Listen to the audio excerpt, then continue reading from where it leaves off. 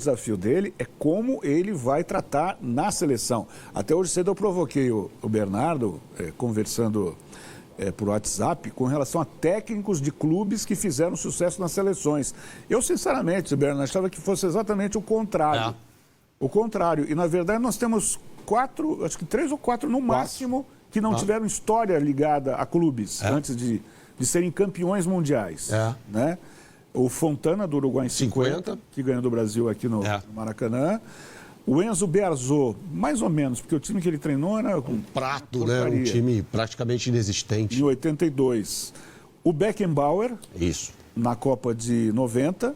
E, recentemente, o Scaloni na Argentina. O Beckenbauer até tem um atenuante aí, porque ele dirigiu a Alemanha na Copa de 86, né? A primeira Copa dele foi em 86, dirigindo a seleção da Alemanha. Aí ele perde a final para a Argentina, chegou na final, perdeu para a Argentina, aí ele tem mais um ciclo e ganha a Copa do Mundo em 90, né?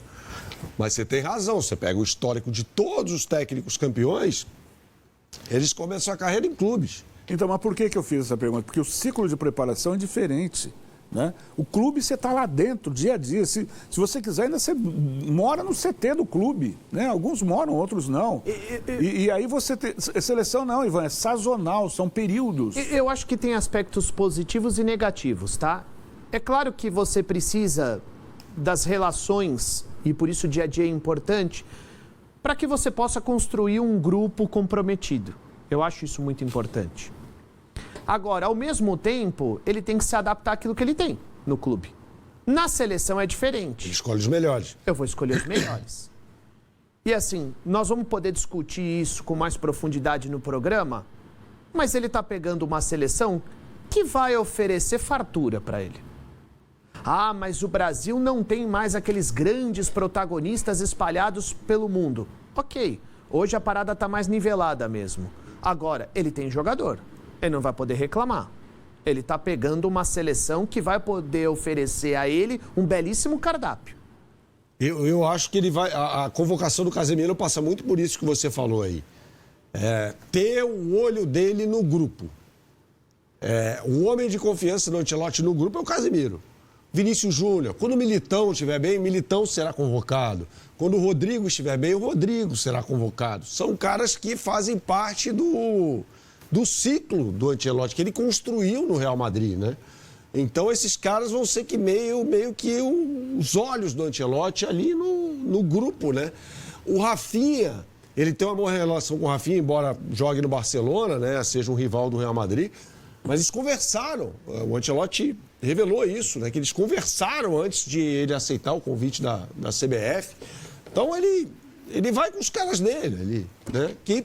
coincidentemente, ou nem tanto assim, são grandes jogadores. E o Rafinha cansou de deitar no time dele na última temporada. Então ele já tem... O Real Madrid foi humilhado pelo Barcelona em toda a temporada. Uma certa admiração pelo jogador que até então jogava, até hoje, né? Joga pelo rival, né? Muito bem. Outra provocação que eu fiz ao meu amigo Bernardo Ramos aqui, com relação aos grandes trabalhos do Ancelotti. A gente escolheu 2...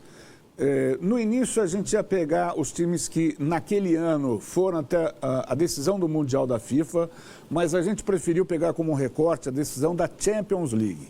Estamos falando do Milan de 2007 e do Real Madrid de 2014, como o próprio Ancelotti se referiu na coletiva ontem lá no Rio de Janeiro.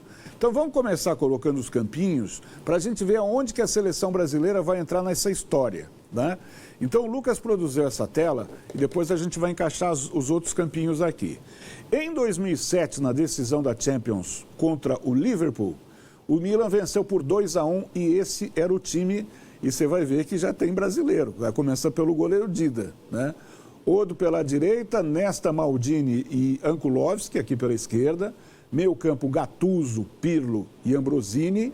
Outro brasileiro, Kaká, Clarence Seedorf e Filippo Inzaghi, no comando de ataque aqui, né? Essa dupla de zaga é o fino.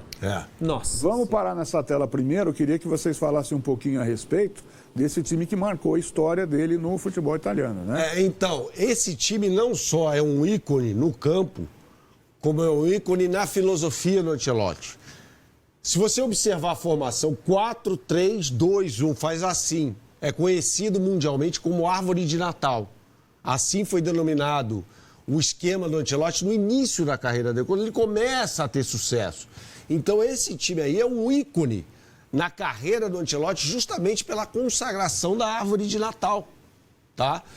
Pode não ter sido plasticamente o mais bonito de todos, mas ele é marcante justamente por causa disso. É a partir desse momento que a árvore de Natal do Ancelotti passa a ganhar o mundo, né? Sem pontas. Sem pontos, exatamente. Muito controle. Todos sabem jogar no meio campo. Todo mundo sabe jogar, só gente boa, né? O Pirlo era um jogadoraço. Jogadoraço, cracaço de bola. Né? E teve outra versão com o Shevchenko e Kaká também, né? Então ele armou essa árvore de Natal no Milan e deu muito certo, né, Kaká? Então, assim, eu acho que esse time é icônico muito por causa disso. Claro, é um timaço com a bola no pé, mas é a consagração da árvore de Natal do Ancelotti. Fala, Ivan, timaço, né? Individualmente, coletivamente, acho que o Berna definiu bem e assim, é uma seleção mundial num time de futebol, num clube. Essa é a verdade, é uma seleção mundial num clube de futebol. Tanto é que fez história e vence a Champions de 2007. Muito bem, vamos avançar. Agora, mais recente. Então, veja, de 2007 para 2024, quanto tempo se passou, o que prova que ele é moderno. Ele continua muito moderno, muito conectado aos novos tempos. Real Madrid, 2024, decisão contra o Borussia Dortmund, 2-0 para o time espanhol. O time tinha Courtois, Carvajal, Rüdiger, Nacho e Mendy. Meio campo, Camavinga, Valverde, Toni Kroos e Bellingham. 2 ali na frente, já muda um pouco o esquema, Berna. O Rodrigo e o Vini Júnior. Aí é a consagração da adaptação. Tá? E eu acho que essa é a principal característica do Ancelotti hoje. Né? E ele falou sobre isso na entrevista coletiva de ontem, de adaptação ao que ele tem e adaptação ao adversário. Veja, esse time nasce como? Esse time era um 4-3-3, com Benzema como centroavante, Rodrigo numa ponta e Vinícius Júnior na outra. O Benzema sai, vai jogar no Al-Ittihad. E aí ele não tem o centroavante. E aí ele se vira com o que tem. Né? Então ele monta um esquema que eu acho que vai ser o esquema da estreia dele na seleção brasileira. É um palpite, tá? Com 3 jogadores no meio de campo, mais o Bellingham, atrás dos 2 pontas que centralizavam mais. E por hora o Vinícius Júnior chegava até a ser um centroavante, né? É essa temporada que coroou o Vinícius Júnior como o melhor jogador do mundo. Então, a gente tem, de um lado, 2007, a consagração da árvore de Natal, o sistema dele, não no início de carreira, né, mas naquela primeira década do milênio. E tem, em 2024, a consagração da adaptabilidade, né, da possibilidade de adaptação, para usar uma palavra mais bonita, do Ancelotti às circunstâncias que lhe eram impostas. Né? Aí tem um detalhe importante, tá? Porque assim, você vê um time do meio campo para frente, os 3 homens de frente ou mais avançados, Bellingham, Rodrigo e Vinícius Júnior, você vê muita qualidade, mas o coração do time é o Toni Kroos. Tanto é que quando ele sai, em 2025 esse time desmancha. Coletivamente esse time desmancha. Ele era o coração do time. Ele fazia a engrenagem funcionar com mais facilidade. E outra, essa temporada 2024-25 é uma temporada que o time dele sofre com muitas lesões. E ele é obrigado a improvisar em praticamente todos os setores do campo. Ele coloca um jovem para jogar na zaga, o Raul Asensio. Exato. Ele já colocou o Tchouaméni, que é volante, o francês, para jogar na zaga, Camavinga como lateral, Valverde como lateral... O Vasquez como lateral. Exatamente. Então, ele teve que fazer várias improvisações. Você imaginar o maior clube do mundo improvisando, será que eles não têm dinheiro para contratar? E ele foi se adaptando. Mas não foi uma bela temporada do Real. Agora, a gente fala em falso 9, no caso aqui são 2 falsos 9. Diferentemente do time de 17 anos atrás, com o Inzaghi. A gente lembra muito do Vinícius, mas o Rodrigo nessa formação cansou de decidir jogo para ele. Também. Os 2 jogadores, né? Eles saíram das pontas e viraram jogadores de diagonal, né? Agora nós vamos fazer o seguinte, liberdade aos criadores aqui. Ontem, quando foi apresentada a convocação, nós decidimos fazer uma suposta seleção que vai entrar em campo contra o Equador. Veja, o jogo contra o Equador é dia 5. Muita coisa pode acontecer até lá. Teremos o período de treinamento da apresentação da seleção aqui em São Paulo, no Joaquim Grava, que é o CT do Corinthians e tal. E o Ancelotti reclamou também de vários jogadores lesionados. Joelinton, Ederson, Rodrigo, Hendrick, Militão, Gabriel Magalhães. Então, assim, Yuri Alberto, que poderia ser uma solução legal para o comando de ataque, é o artilheiro que a gente tem. O Pedro parou de fazer gol, mas daqui a pouco ele volta a fazer um monte de gol. Caio Jorge está jogando muito bem. Caio Jorge está jogando bem. E aí nós arriscamos. Como na vida o negócio é arriscar, o Bola Rolando resolveu arriscar. Então nós vamos colocar na tela a seleção que ontem nós arriscamos. Provável contra o Equador. Para a gente poder comparar as três aqui. Alisson, Danilo, Marquinhos, Léo Ortiz e Carlos Augusto. Meio campo, Casemiro, Gerson, Ederson e Matheus Cunha. O ataque com dois...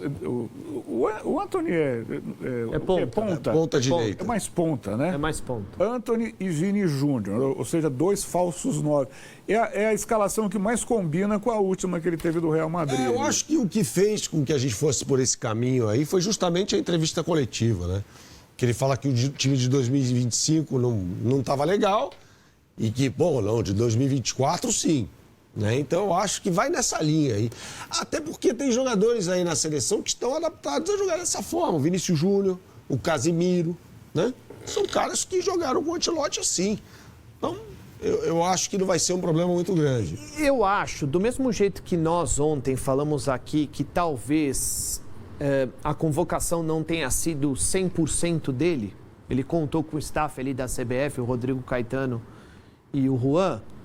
Eu acho que essa ainda não é a seleção dele, ou não vai ser a seleção dele. Ah, não, tem o Rafinha, tem o Militão. Não, e tem o Neymar, que se colocar o Neymar, você quebra todo esse esquema aí. E para de irritar o nosso companheiro. Não, se você colocar o Neymar, você desmonta todo esse desenho do time que está aí. O Neymar, vamos lá.